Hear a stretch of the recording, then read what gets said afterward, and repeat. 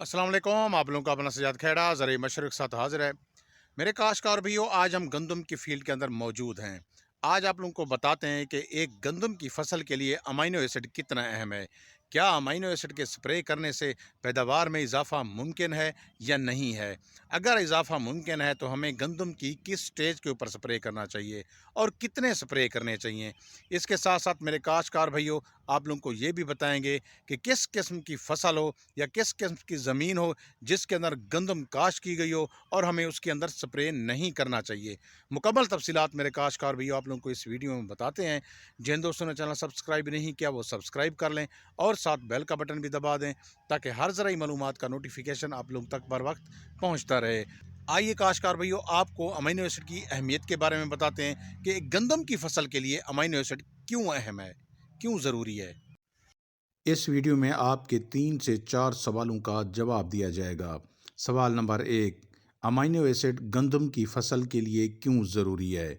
सवाल number 2, amino acid के फ़ायदे क्या हैं? सवाल नंबर 3, गंदम की किस स्टेज के ऊपर अमीनो एसिड का स्प्रे करें? सवाल नंबर 4, कौन सा अमीनो एसिड बेस्ट है जिसके रिजल्ट्स अच्छे हैं जिसको हमें करना चाहिए? मार्केट के अंदर बहुत सारे अमीनो एसिड अवेलेबल हैं, हमें कौन सा करना है? सबसे पहले हम बात करेंगे कि अमीनो एसिड ज़रूरी क्यों है। जैसा कि आप लोग जानते हैं, मौसम की शिद्दत यानी ज़्यादा गर्मी या ज़्यादा सर्दी, जिस तरीके से आज कल कोहरे पड़ रहे हैं, शदीद सर्दी है, फसल जो ना दबाव में है, या इसके अलावा ज़मीन, ऐसी ज़मीन जिसके अंदर नमकियात मौजूद होते हैं, जैसा कि कलराठी ज़मीन है उसके अंदर जो गंदम की काश की गई है, रेतली ज़मीन है उसके अंदर जो गंदम की काश की गई है, ऐसे इलाके जहां बारिशों के ऊपर जो ना फसलें डिपेंड करती हैं, यानी कि बारानी इलाके जहां फसलें जो ना सिर्फ बारिश के पानी के साथ होती हैं, इस तरह के इलाके। और इसके साथ साथ अगर जड़ी बूटियों का जब स्प्रे किया जाता है गंदम की फसल के ऊपर तो फसल स्ट्रेस में चली जाती है, और इस तरह के दबाव वाले माहौल के अंदर जो पौधे होते हैं उनकी अच्छे तरीके से जो ना ग्रोथ नहीं हो रही होती, उनकी जो कारकर्दगी है वो मुतासर हो रही होती है। इस तरह के माहौल में पौधे की बढ़ोतरी भी कम हो रही होती है, इसके साथ साथ झाड़ भी कम बन रहा होता है और फसल का रंग भी है वो भी पीला हो रहा होता है। मेरे काश्तकार भाइयों, अमीनो एसिड के इस्तेमाल से पैदावार इन तरह के माहौल में बढ़ाई जा सकती है। एक और चीज़ मैं आप लोगों को बताता चलूं, अगर आपकी मेरा ज़मीन में गंदम काश की गई है, फसल आपकी लश ग्रीन है, अच्छी है, तो आप बेशक उसमें जो ना अमीनो एसिड का इस्तेमाल ना करें।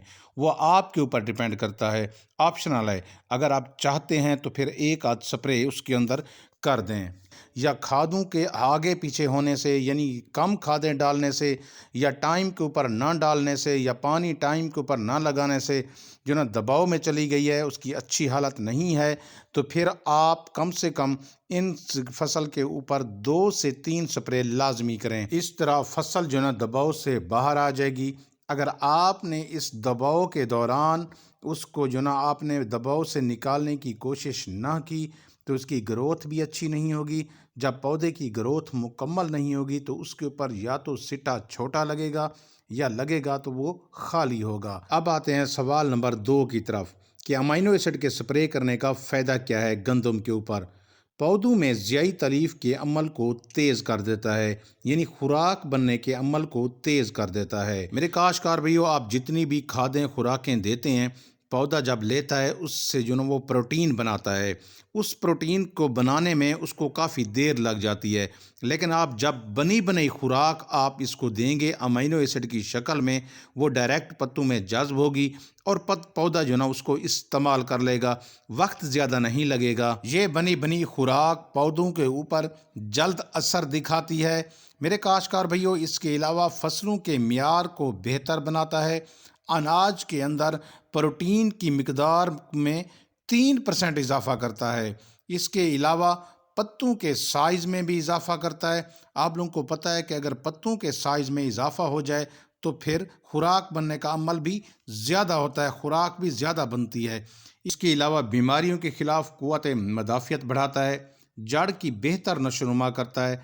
जड़ की अगर नशोनुमा बेहतर होगी तो खुराकें और पानी जो ज़मीन से जज्ब करता है पौधा, उसकी कारकर्दगी बढ़ जाएगी जड़ की, یعنی جڑ کے نظام کو بہتر کرتا ہے، پودوں کے اندر خوراک کی ترسیل کو بہتر کرتا ہے، اس کے علاوہ 1000 دانوں کا جو وزن ہوتا ہے اس میں اضافہ کرتا ہے، سٹوں کے اندر دانوں کی بھرائی میں اہم کردار ادا کرتا ہے، پودے کے اندر سٹریس کی وجہ سے، ناسازگار حالات کی وجہ سے بڑھوتری والے ہارمونز کی جو کارکردگی ہے وہ متاثر ہوتی ہے، لیکن امینو ایسڈ کے سپرے کرنے سے جو بڑھوتری والے ہارمونز ہیں، گروتھ ہارمونز ہیں، ان کی کارکردگی میں اضافہ کرتا ہے۔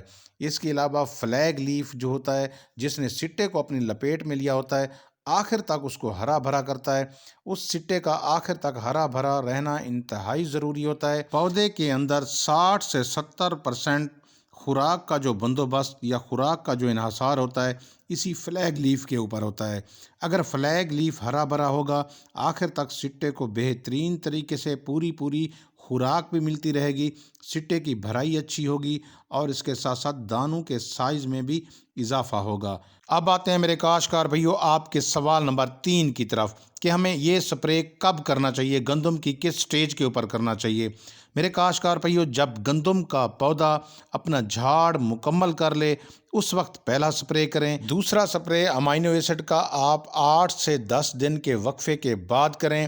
کچھ لوگ گوب کے اوپر دوسرا سپرے کرواتے ہیں، میری رائے یہ ہے کہ گوب کے اوپر آپ نہ کریں، گوب کے اوپر آپ پوٹاش اور بوران کو لے جائیں۔ اب آتے ہیں آپ کے چوتھے سوال کی طرف کہ ہمیں کون سا امینو ایسڈ کرنا چاہیے، یعنی مارکیٹ کے اندر بہت سارے اقسام کے امینو ایسڈ موجود ہوتے ہیں۔ میرے کاشتکار بھائیو میری جو رائے ہے، جو میں نے دیکھا ہے، جو بیسٹ مجھے لگے ہیں، ان میں ایزابیان جس کو آپ 400 ml فی ایکڑ کے حساب سے اس کا سپرے کر سکتے ہیں، بایو اسٹیمولنٹ کوینٹس 400 ml فی ایکڑ کے حساب سے اس کا بھی سپرے آپ کر سکتے ہیں۔ اس کے علاوہ جعفر برادر کا 500 ml کے حساب سے ٹیکامین آپ اس کا سپرے بھی کر سکتے ہیں۔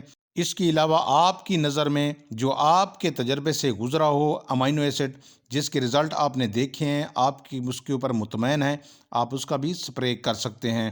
بہت ساری اچھی کمپنیاں اور بھی مارکیٹ کے اندر موجود ہیں، آپ چیک کر لیں، ان کے سپرے آپ کر سکتے ہیں۔